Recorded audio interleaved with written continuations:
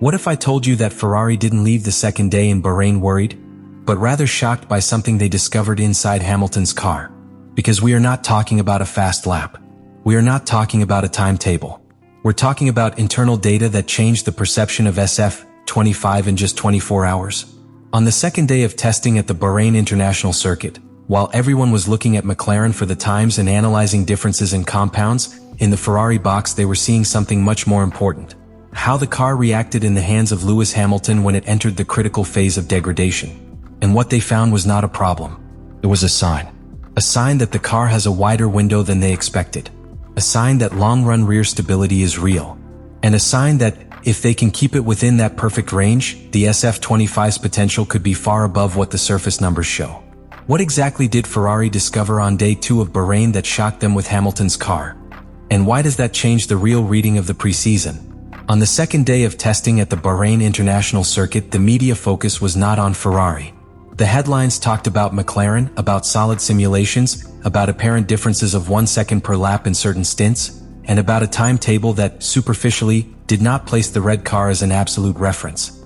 But inside the Ferrari garage the conversation was completely different.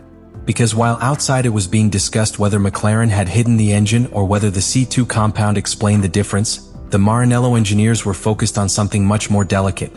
Understanding whether the SF25 had left behind one of its biggest historical problems, instability in critical phases of the race. That second day was the first where a direct comparison could be made in a real race simulation. 51 turns that don't deceive.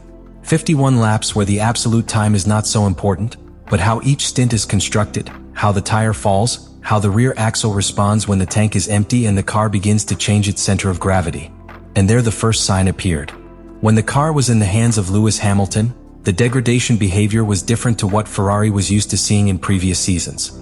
There were no abrupt peaks of oversteer when entering a slow corner. There wasn't that sudden loss of traction on the start when the tire started to overheat. The car simply stayed within a stable window for more consecutive laps. That in Bahrain is not minor.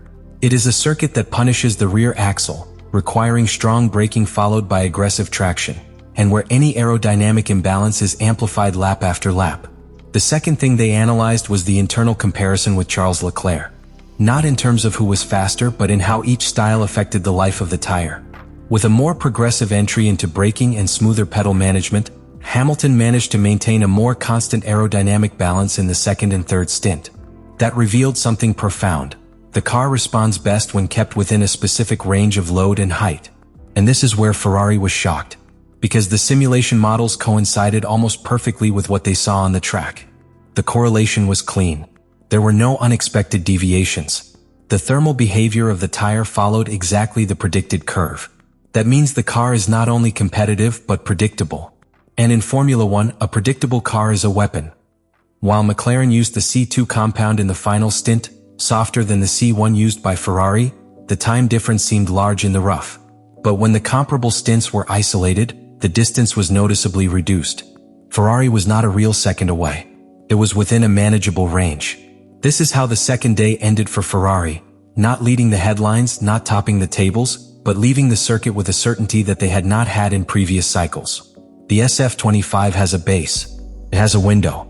And, most importantly, it responds exactly as the numbers say when in balance. What Ferrari discovered on the second day of testing at the Bahrain International Circuit was not simply that the car was stable. It was that the SF25 has a higher roof than they had projected. But only if you drive within an extremely specific window. And this is where it all gets interesting. Because when they analyzed the long runs, especially the middle laps of the stint, those where the tire begins to fall but is not yet completely degraded, they saw something they did not expect. The car did not lose performance in a linear manner. He remained competitive for more laps before suffering the final fall. That means the car is not designed just to qualify well. It is designed to sustain rhythm. In previous seasons, Ferrari had cars that shined on single laps, but suffered when the aerodynamic balance changed due to wear, temperature, or fuel. On this second day, the behavior was different. More controlled. More progressive. And there appears the figure of Lewis Hamilton. Because when they compared how the car evolved in their hands versus other driving styles, they understood something key. The SF25 rewards surgical corner entry and brake pedal management. When the car is placed gently on the apex, the rear axle does not thermally collapse. When the sudden peak of downforce when releasing the brake is avoided, the balance remains. This means that the aerodynamic concept is more sensitive, but also more refined. The real impact wasn't the sheer pace. It was the perfect correlation between simulator and track. What the models predicted came true lap after lap. There were no surprises. There were no unexplained deviations. That, for a team that in previous cycles suffered with inconsistencies between wind tunnel and real behavior, is a silent revolution. If the car responds exactly as the data says, every future update has a clear direction. Every height adjustment, every wing change, every suspension modification can be projected with greater precision. That speeds up development. But it also opens up an internal tension. Because if the car has a specific operating window, what happens if not all drivers use it the same way? The second day in Bahrain did not leave Ferrari celebrating. He left them analyzing. Because now they know that the SF25 can be extremely competitive, but it requires precision. It is not a forgiving car. It is a technical car. And that can redefine internal dynamics. While outside the box there was talk of McLaren's advantage due to the use of the C2 compound in the last stint, inside Ferrari the conversation was different. The car has stability in degradation, it has correlation, and it has real race potential. The question was no longer whether they are fast. The question was whether they can sustain that performance throughout the season. And that leads us directly to the conclusion that no one was watching from outside the paddock. The second day of testing at the Bahrain International Circuit did not leave Ferrari as the fastest team in the headlines.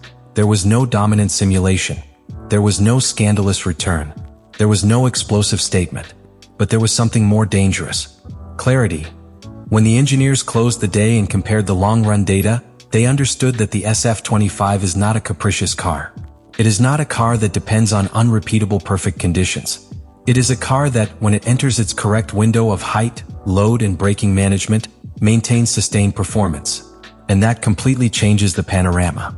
Because if the car maintains stability in the critical phase of the stint, when the tire begins to lose ideal temperature and the aerodynamic load fluctuates due to fuel consumption, it means that the structural degradation problem that plagued them in previous seasons has been reduced. Not removed, but reduced. And therein lies the real impact. Ferrari discovered that the SF25 does not need to be the fastest on the first lap of the stint. He needs to be the most consistent on laps 8, 9 and 10 when others start to suffer. In Bahrain, where the asphalt punishes the rear axle, that is a brutal proof of concept. While McLaren seemed to have the advantage at certain times due to compound choice, Ferrari saw something deeper in its own numbers. The car does not break down when entering medium degradation. And that's what wins modern races. But here comes the warning. This car is not forgiving. It does not forgive aggressive inputs or overloading the front axle. It demands precision. It requires sensitivity. It requires a fine reading of the balance sheet. And that means the potential is there, but it depends on execution. The second day in Bahrain did not define the final hierarchy. But it did define something more important. Ferrari is no longer developing on an unstable foundation. You are developing on a platform that responds exactly as your models indicate. That speeds up development. That reduces the margin of error. And that gives them clear direction. What seemed like a discrete day was, internally, a strategic confirmation. The SF25 has a roof. It has consistency. And it has a wider operating window than they themselves projected before riding in real race conditions. Ferrari did not come out celebrating. He came out convinced. And when a team understands exactly what car it has on its hands in pre-season, that's often the first step towards something much bigger.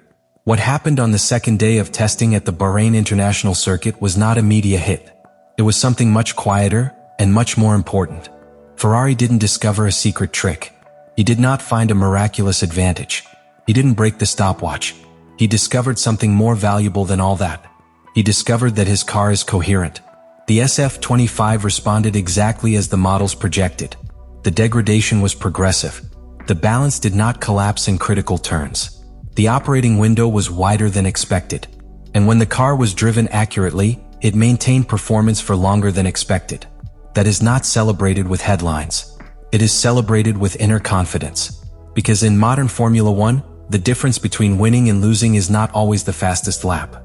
It is on lap 9 of the stint when the tire begins to fall. It is in the ability to sustain rhythm when others lose stability. It's about having a platform that evolves in the right direction throughout the season. And that was what Ferrari confirmed in Bahrain.